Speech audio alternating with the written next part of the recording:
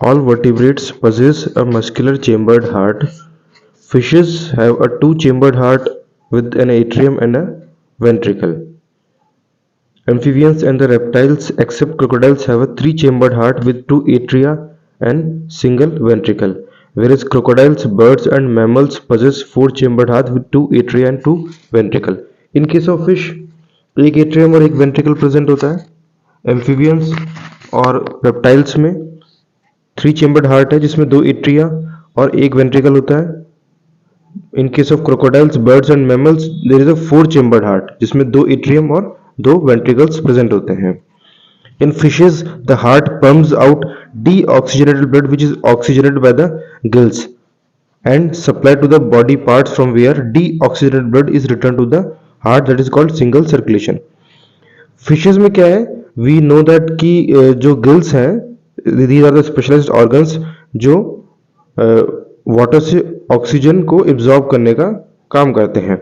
So in case of fish the heart pumps out deoxygenated blood, जो कि fish के different body part से जो डीऑक्सीजनेटेड ब्लड है वो कलेक्ट होता है and then heart pumps out deoxygenated blood to the gills. वहां पे ऑक्सीजन जो है वो ट्रांसपोर्ट की जाती है from the water to the blood and then this oxygenated blood is then again return to the other body parts.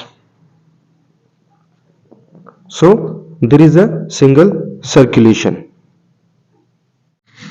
In case of amphibians and reptiles, the left atrium receives oxygenated blood from the gills, lungs, skin, and the right atrium gets deoxygenated blood from other body parts. जो amphibians और reptiles उनके case में दो atrium होते हैं और एक ventricle present होता है. सो जो लेफ्ट एट्रियम है वो ऑक्सीजनेटेड ब्लड रिसीव करता है.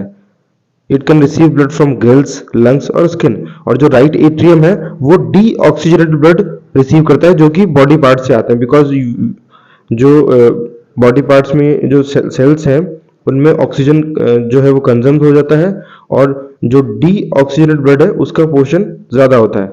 So that's why deoxygenated blood comes from the right atrium. और उसके बाद में जो एक सिंगल वेंट्रिकल प्रेजेंट है उसमें राइट और जो लेफ्ट एट्रियम दोनों के जो ब्लड है like oxygenated and deoxygenated blood both get mixed up. So there is an incomplete circulation in case of amphibians and reptiles, but in case of birds and mammals, oxygenated and deoxygenated blood received by the left and right atria respectively passes on to the ventricles of the same side. In case of bird and mammals, there are four chambers, दो atrium और दो ventricles. So जो blood है वो atrium से अपने respective sides के ventricle में enter करता है. So the ventricles pumped out without any mixing up of two separate circulatory pathways are present in these organs.